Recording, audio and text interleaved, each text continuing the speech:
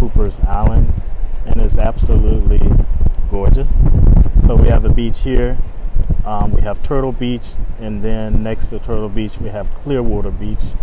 When you're visiting Bermuda, you actually have to come to these beaches before you do anything else, and also legendary Horseshoe Bay Beach as well.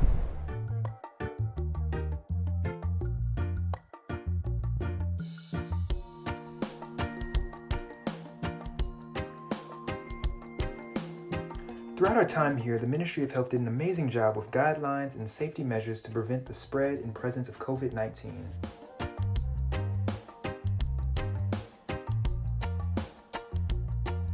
Very good. The reason we invite you upstairs on the beginning of our tour is it takes about, folks, I'm just going to drop this a little because it's just so hard to talk, and I'll keep my distance. It takes about 25 minutes to get out to the reefs. So during the transit, would you believe, morning guys, right now we're showing, wow, 29 feet of water beneath the boat. So we don't see anything in the glass until we get further out. So we'd like you guys to sit back, chillax, enjoy this beautiful morning. I will keep you entertained with a few points I hope you find of interest.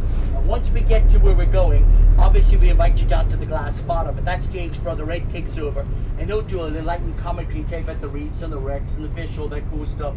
What we actually like to do is do a little preview of the glass bottom first, just to make sure that everybody is aware of what you're looking at, if you can and cannot touch. After the glass bottom, we will relocate Anchor. I haven't figured out where, but leave that to me. Anchor, you'll have an hour snorkeling, swimming pleasure. I have noodles and paddle boards and everything you can imagine on board. We'll spend an hour in this beautiful water. Incidentally, sea surface temperature 83.5 degrees. Is that perfect or is that perfect? Anyway, it's perfect temperature. We'll have you back at the dock at about 1 p.m. tomorrow afternoon. Tomorrow. Who cares, right? Hey, that's fine with me.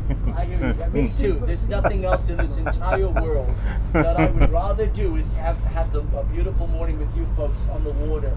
So a little about the boat so that you guys all do feel comfortable. The Reef Explorer, we're 70-footer. We have 100 square feet of glass in the bottom for your viewing pleasure.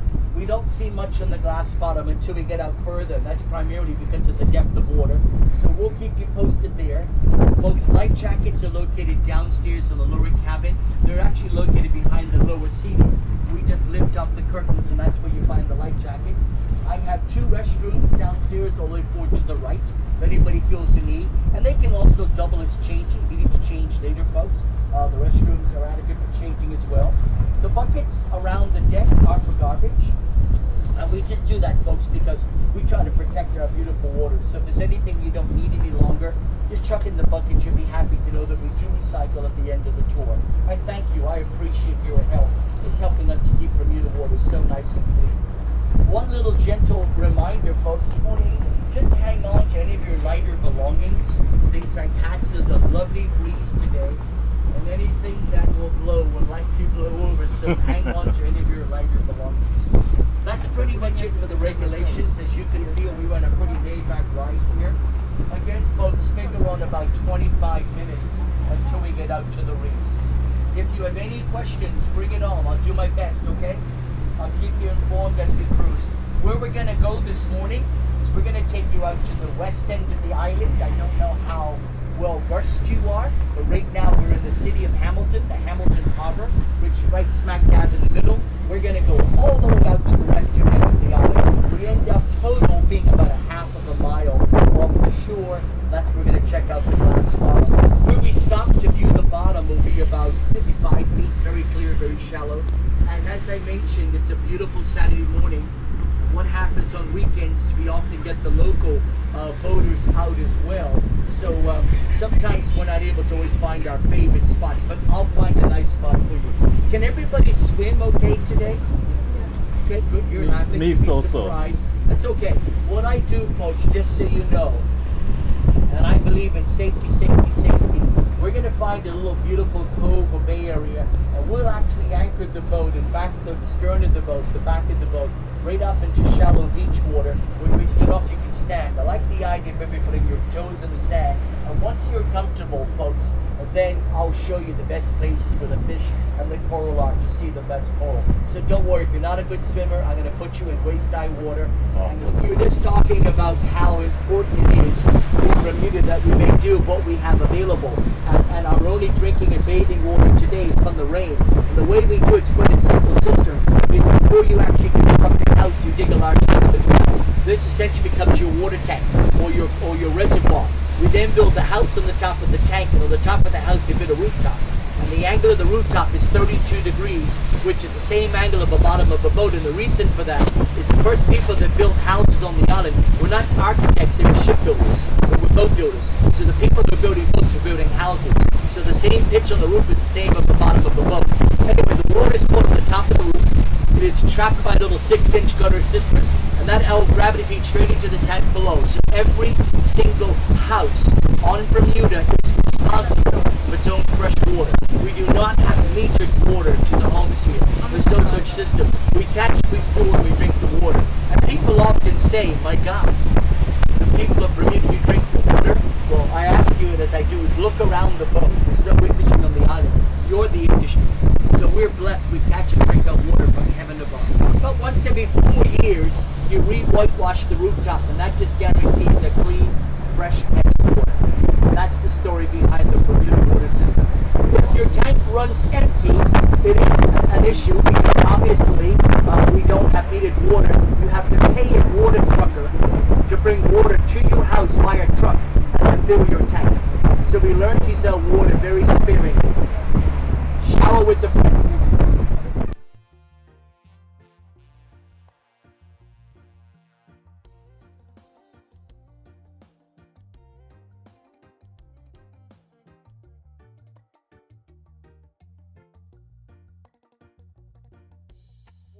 Keep your eyes open because we might see some sea turtles here.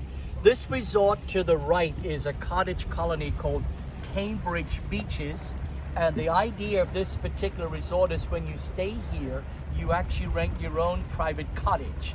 The units vary from single, double up to triple bedrooms, and the idea of having your own exquisite little private cottage with your own beach as opposed to a big hotel block. Unfortunately, it closed during COVID, but it is scheduled to reopen on the 28th, which is next week of April, I should say of August. So we're excited to have the Cambridge Beaches and their cottage rentals reopening next week after the COVID shutdown. We're just slowing down our tour in this particular spot, as this is a common place where the Atlantic green sea turtles like to feed on the seagrass. So we're just going to watch the water for a moment here. We'll see. We spotted about a dozen yesterday in this exact location.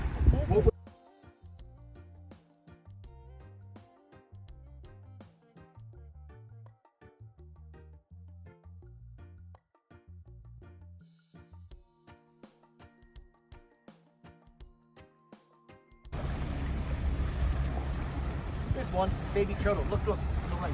See him? Little baby turtle on the right. See him, guys? Just floating there. Where is right he? here, sir. Oh, Right here. I see him. Yeah. Sorry, he went down. I was a little bit slow. Sorry. Because quite often, the little trick that I've noticed is as the turtles get nearer to the surface, they look darker in color. So if you see a little shadow and it looks like it's getting darker, that's generally a good indicator the turtles are coming up to get a breath of air. I think my bait about to spook that guy. It's a little bit tricky as well because you can see some of the floating seaweed here, the sargasso seaweed. And quite often I'll say there's one, but it's really the seagrass. So welcome, thank you for joining us this morning. We're going to take a brief look at what's on the coral reef in Bermuda. This will give you an idea of what you're looking at if and when you go snorkeling in Bermuda, okay? Now this is a living coral reef. Everything on this reef is alive. And for the most part, everything down here is an animal. I know some of these corals, especially the purple sea fan and the sea fingers, I know they look like plants. Nature has taught us so. Underwater, it's different. These are considered animals. These corals they come into the animal kingdom. And like all animals, they eat, they breathe, they sleep, they feed, and they die. And I will show you evidence of this. Now, most popular coral, the yellowy mustardy dome coming through the glass, has designs and it looks a bit like the human brain. That's called brain coral. You're going to see a lot of that, pretty common. Yellowy mustardy dome has designs and it looks like the human brain. There's a few more specimens down there. That is a hard coral, meaning it does not move. On the edge of this reef here, a bit brighter yellow in color, looks like the head of a cauliflower, been left in the fridge too long. That's cauliflower or rose coral right on the edge of that reef right there. Again, a hard coral does not move. The brown or purple latticework looking fans in the glass here, those are called the Atlantic sea fan. They are a soft coral. They will move in the ocean currents. Now let me show you something interesting while we're above them. You look at these sea fans, some are purple in color, some are brown in color, yes? You keep your eyes open, you'll see that. The purple ones, I told you, they're all animals. The purple ones are actually resting, ladies and gentlemen. You see the purple in color. You see the brown in color, they're awake and feeding. Again, all of these corals are animals. These corals will feed for 12 hours, and then they rest for 12 hours. So when you see the purple sea fan, the purple ones are resting all the way on timetable. You see them brown or silver in color, they're awake and feeding. All these corals are animals, and they feed, they siphon plankton and microbacteria through the water. Now quickly, the bright white stuff down here coming through the glass here below you, and below you looks like pretzels or deer antlers right here, yes? That is called fire coral. Called fire coral because it will burn you. The white tips are the stinging cells, okay? Fire, elkhorn or staghorn coral, that will burn you. That's the only coral in our water that will hurt you. I will show you more. I will show you more. Fire coral. You touch that coral underwater, the minute you come above water, oxygen hits that area, it's going to burn you bad, okay? So don't touch that. Or don't touch any of the corals, they're all fragile. The brown little fluffy guys below me, sea fingers, little small guys are called sea fingers, same thing applies. Brown and fluffy, they're feeding, purple down here, they're resting. Note all the little reef fish. This is what's so important to the reef. Look at this. The small feeder fish come to gain protection from the big fish. The big fish come to eat the small fish. We lose these coral reefs, you'll lose 90% more fire coral. The copper stuff right below me with the tips looks like pretzels right below me. More fire coral right here. Do not touch. Some more brain corals, some more sea fans. You get the idea as you see the purples. The little brown fluffy guys in the middle, sea rods or sea whips or sea rods. Looks like catstails, sea whips or sea rods. Same thing applies. Look right here now. You see the brown fluffy ones, the gray stringy ones? They're the same species. When they're feeding, they're brown and fluffy. When they're resting, they're gray and stringy. Brown fluffy sea rods, the brown and fluffy are feeding. Gray and stringy are resting. So you can tell what these corals are doing judging by the shape and their color. Now the bald spots or the dead heads on the brain coral, that's what part of these corals have died, okay? I told you they're all animals, and like all animals, when they die, they leave an exoskeleton, and that is their skeleton, okay? So more fire coral here. But for the most part, as you can see, we have a healthy reef system in Bermuda. We have no industry, we manufacture nothing. There's nobody within 700 miles of Bermuda. That translates into a clean environment. Look at that, you're looking 15, 20 foot down there, right? Translates into a healthy reef system. Bermuda has one of the healthiest reefs in the world. Now this is just a sandy area right here, and you keep your eyes open, we'll come over another head of reef. This is what we call the patch reef or boiler reef. Give us a minute to start shallowing up front here. This reef system, there's another little head. This reef system extends, see? This is what we call the patch reef. If you're not paying attention, you go from 20 foot to 2 foot, yeah, right there. And this reef system extends 12 miles out in some areas. This is why we're the shipwreck capital of the Atlantic. More sea rods down here. You see the great tips forming on some of them? I'm not making this stuff up. Not all of it. But you get the idea here. You see all the small feeder fish that come to gain protection right here from the reef. Now we drop over on the sandy spots. Everything down here is protected by law. You're not permitted to harvest or remove any of these corals. They're all protected by law. Some pretty heavy fines levied for anybody caught doing so. Bunch of shells down here. You see down the sandy spot here. Bermuda has, in actual fact, over 300 square miles of patch reef system in Bermuda. Bermuda's land mass is a mere 22 square miles, yet we have over 350 square miles of this reef system. Like I said, going out 10 miles in some areas. And believe me, boys and girls, the further out you go, the better it gets. These are inshore reefs. They get a lot of boaters, they get a lot of abuse. But for the most part, it's a healthy reef system here. We have lost maybe 9% of our reefs over the year have died. Some parts of the world they've lost 30, 40%. The Great Barrier Reef is dying. The corals in the Caribbean are dying. Bermuda also has a distinction right here of what you're looking at of being the most northern outcrop of coral reef in the world, okay? You will not find coral surviving any further north than what you're looking at right here. This is it. It doesn't get, you won't go corals any further north, the water gets too cold. The only reason we have corals is because of the Gulf Stream influences our water temperature, okay? Corals generally go 30 degrees north and or south of the equator. We're on the 32nd parallel, or approximately 120 miles north. So these are the more hardier varieties. See this, the more earth tone, the more neutral colors, the yellows, the browns, the purples. I can't show you any of the pretty jewelry making corals that you get down the Caribbean. Again, these corals are more concerned about preserving life than they are presenting pretty colors. But look at all the reef in this, the drop off all. Keep your eyes open, you never know what you can see in the reef. Another head of fire coral there, big head of fire coral. The white tips, like I said, are the stinging cells. They carry the same stinging potential as a Portuguese man of war, yeah? Say no more, don't touch them, they'll burn you.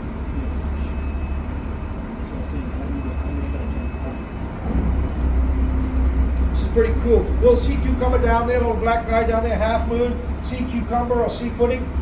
You won't find them on any barman used in some parts of the world. They're a delicatessen. They basically just move along the sandy bottom and clean the sand, like Mother Nature's vacuums. There's only one. I'll show you some more. Little half moon, black or brown sea cucumber, sea puddings. Lovely head of brain coral down there. Healthy head right there, brain coral. These corals do keep growing, okay? They are the slowest growing member of the animal kingdom, but these corals are growing and they continue to grow.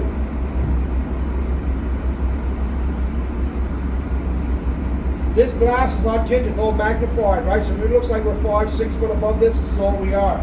This boat only takes 3.5 months to sea cucumber. Now watch, see the drop off? Look at the drop off again. Look, down to 20, down to 30 foot. See that?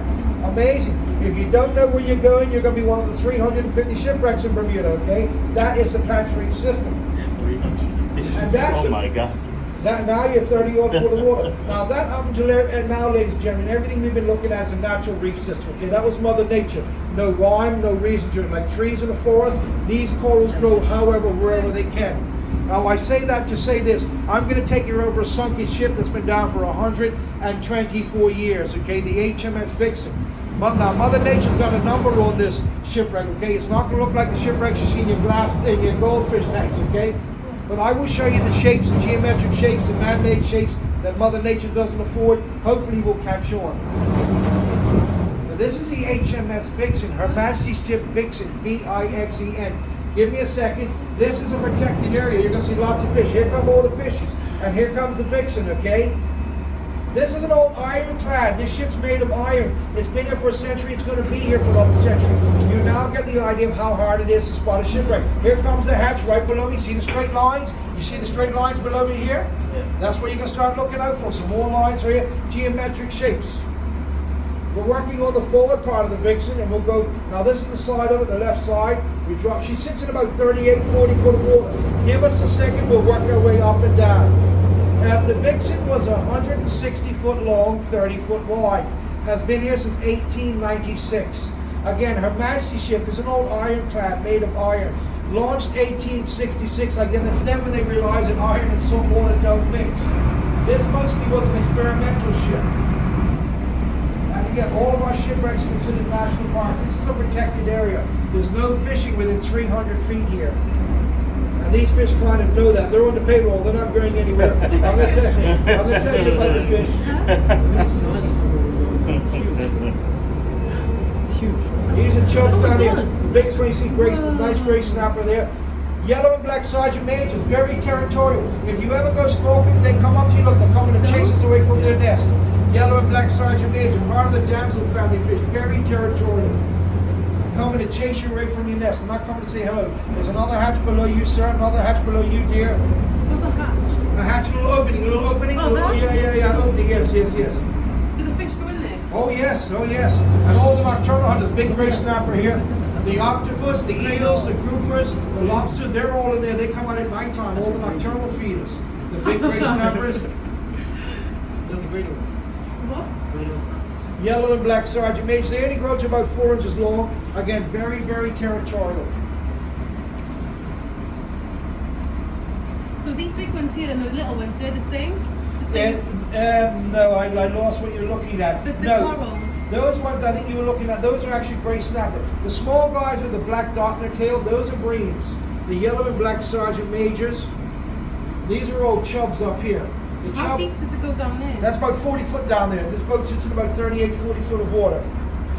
These are all chubs down here. If you keep your eyes open, the chub will swim sideways. It looks a bit like an American football with a tail. Oh my god. This is a chub right here. It has a bulbous nose, kind of chubbier fish. Yeah, those are chubs, Atlantic chubs. Breams are the small guys, silverfish with black dot. That's a cow poly, sergeant major. Yellow and black, sergeant major.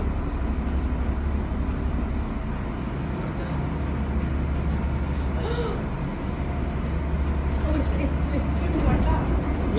Yeah, come up and down here, swimming almost sideways, looking up at you. Wow, that's a lot. Look at that. Whoa. I wouldn't want to swim in that. So we've never tried to refloat the vixen here. Again, we never will. This is considered an area, a national park. People can snorkel. You can't swim. You can't snorkel on here. You cannot remove anything, and likewise, no fishing within 300 feet. This is a protected area. So again, we're over the vixen now as well, working our way down the stern of the vixen. And another opening right here. Again, you can see the right angle right below Jerry here. Another opening. This right here is a smokestack or funnel for both steam engines. The smokestack or funnel for both steam engines you're going over now. A big head of fire crawler on that. So again, mostly chubs and breams below us here. Yeah, here comes the smokestack right here through the glass.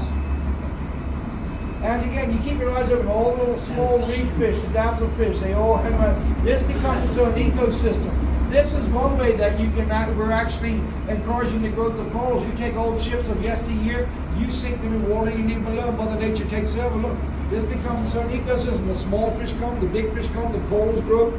So this is one way we're encouraging the growth of corals. And now we're working our way off the stern. And again, since it's about 40 foot of water, on a clear day you can see down the bottom. Can't quite see the bottom today. It is August, September, the corals, the fish, everything's spawning now, so you see the water is a bit murky. So now I didn't mention that those fish are on the payroll, right? Show you something cool. I'll put a bucket of bread up top. Whenever you're ready, head up top, grab some bread, grab your cameras, and go to either side, right? These fish are put on quite The bow. So the ship is kind of broken in half today. Exactly. Broken in two like the Titanic. This is the front section. And we were having you guys on the front as well as the back section.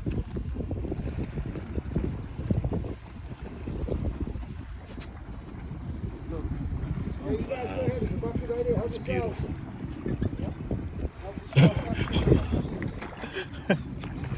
Whoa. Oh my god. Oh my gosh. I think you guys call them piranhas where you come from. we give them different names here. We don't want to scare the tourists. Now those are mostly chubs and breams and gray snappers and That is porgies. awesome. Look at that, huh? Again, those fish are just a protected area. These fish kind of hang around, and you see the recreational boats that come out here. Look at that, right? That is so Atlantic awesome. chubs, breams, gray snappers, porgies. There's a few pompano around porgies. here.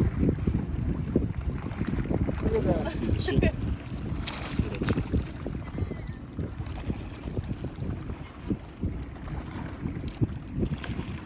Go right ahead. Have a great day. You guys look down and help yourselves. Well, here you go, fishies.